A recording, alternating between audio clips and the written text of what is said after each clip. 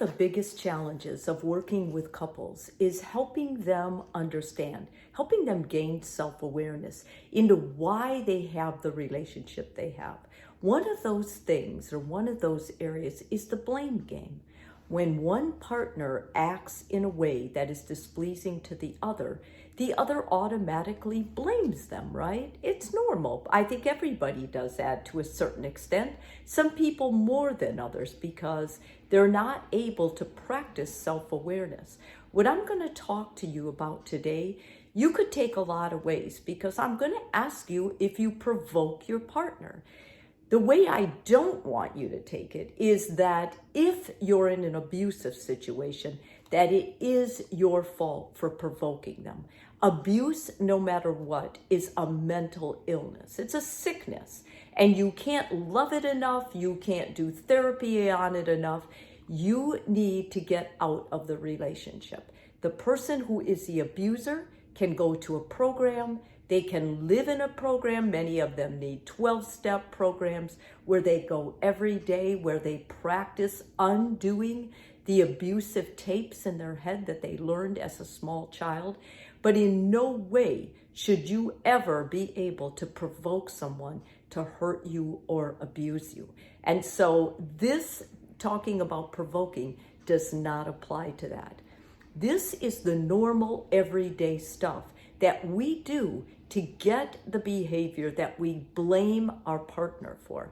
And I think it's important, and that's why I'm going to take it apart and talk about it today. When you provoke someone, it basically means that what happened before what they did, the bad behavior, was very important, and more than likely, you helped set it up. There's a lot of theories about when you marry someone, you're marrying someone who is going to teach you. You're marrying someone from your family of origin. You're marrying someone you're going to go through life and have to work through all the issues you never worked through in your family of origin.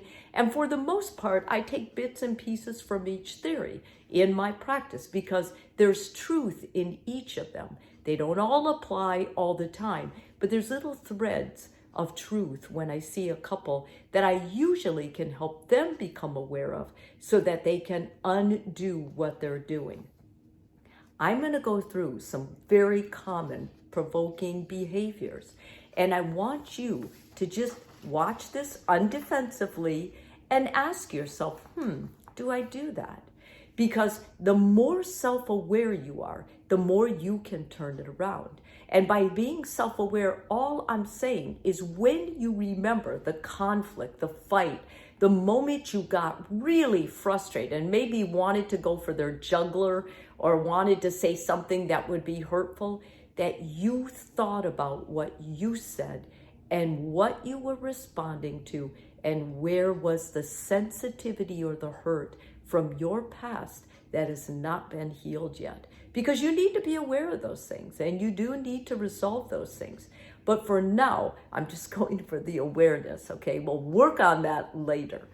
The first, when you withhold things your partner appreciates, okay? Let's say that you got mad in a conflict last night and you woke up and you gave your partner the silent treatment. And you know in the morning, they like it when you make a cup of coffee and they like to read the paper or they like to read their news. You purposely don't make coffee because you tell yourself, you know what, they don't treat me right, I'm not treating them right either. And you'll say something like that. That's a provokingness. Now, why did that happen? More than likely, you were hurt. And you have had this hurt before, but you did not express the hurt. You jumped into blaming them, into punishing them, and you said something that would provoke them to the point that they behaved in the way they did. And then you're retaliating by behaviors you're used to do. And some of those behaviors are pretty regressed. I mean, if you think about it, it would have been much nicer if you had gone in the room or gone up to your partner and said, you know, I'm feeling so hurt by what you said. I was thinking I wanted to get back at you, like I wanted to punish you. I wasn't even going to make coffee, but then I thought, this is crazy, this is childish, and it is. When you start talking to your partner about that, you give them permission to own their hurt and to say why they reacted or said what they said.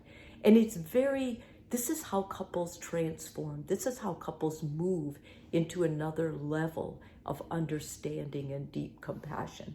Secondly, if you're complaining or criticizing your partner, a lot of times we're tired and we find little things like our partner doesn't help with something. So right away we compare them. We say, well, my sister's husband does this, or my brother's wife does this, so you should do this too. Or they'll name somebody from work. They'll find a way to dig at you. Maybe you're out with friends and they'll make fun of you in a way that you're sensitive to. It sounds like they're teasing, but at the same time it's hurtful to you, but you don't tell them.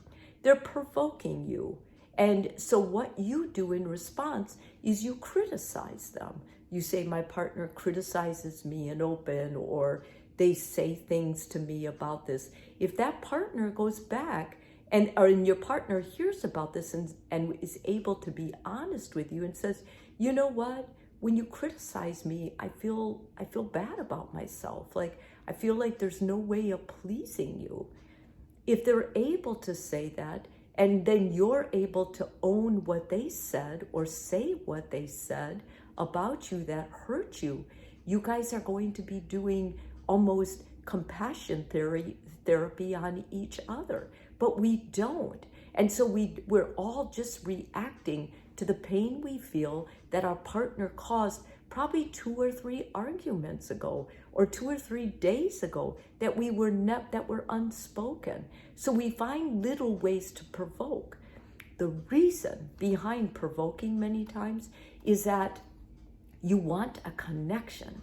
And because many people are terrible communicators with their feelings, because feelings have not been acknowledged, they're afraid to say what they're feeling. So they use provocation as a way of poking, as a way of connecting, which it's not a good way of connecting, but it does connect. It usually ends up in a conflict or fight, but it does connect. And that's why we always say in therapy that couples who fight are not in love. There's something still there. And what's there is they're still trying to find a connection. It's just done so wrong or ineffectively that it's causing problems in the relationship. Saying things will trigger your partner. That's a type of provoking. Like if you know that they're sensitive about the weight and you say something like, you really shouldn't have that second helping, or and your partner is basically taking that as an insult or not good enough, you're provoking them, and they may come back with something really hurtful to you. And all you'll remember is they're so hurtful to me, but you provoked it. You said something that you knew they were sensitive to. And if they're sensitive to that, a better thing, rather than saying something that that is a trigger, would be, I'm really trying to cut down, to eat healthier. So what can we do together that'll help us both? And I know you are too. What can we both do that's going to help us? Can we just wait 20 minutes together and talk about something, or read something, or listen to something that's going to help us not eat? These are the ways couples are actually enhancing each other.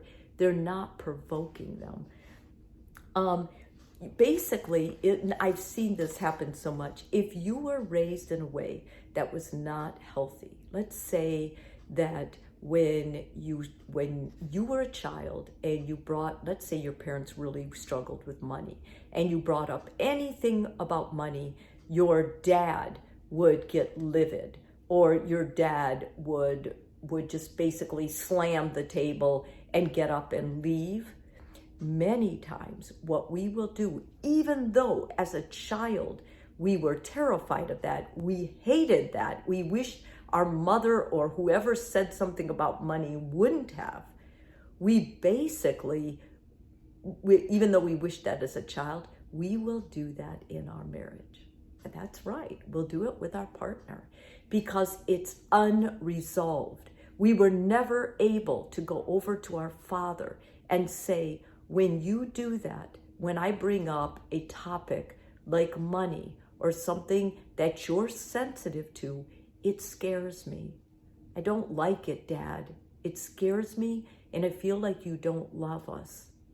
And I wish you wouldn't do it. It makes me so sad.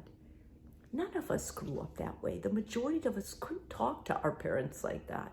Or we were afraid. We were so afraid of their reaction. So we lied about money. We hid stuff. So what you do instead is, if you're angry at your partner or you're feeling resentful, you'll push something, you'll say something that had a dramatic effect in your family of origin, just to have the final say. And it seems crazy, right? I know, because you're sitting here rationally listening, you're probably thinking, okay, I know I don't do that. I'm challenging you to watch for it, because I'm telling you, it is true. I see it in marriages. I see it in my own marriage. I'm more in control of it. Hey, but I'm not perfect, and I screw up too. So if I'm screwing up, I know you guys once in a while may make a mistake in this area. And I just want you to be aware of what you're doing to provoke your partner, because the responses you're getting that are drawing a wedge in between you are many times within your control, within your grasp, but you have to be aware of them first. When you understand little ways you're contributing, it makes it so that your partner doesn't become someone to blame. The blame game is over. And I think it encourages more of a working together. At least that's my intention. So just listen to this video, share it with your partner, and let's brainstorm. Let's brainstorm better ways to communicate with each other transparently, honestly, and take a chance that our partner will take it and that they will appreciate our truth more than they will us doing something that's going to push a trigger or provoke us in a way that is behaving beneath us rather than something we're striving to be.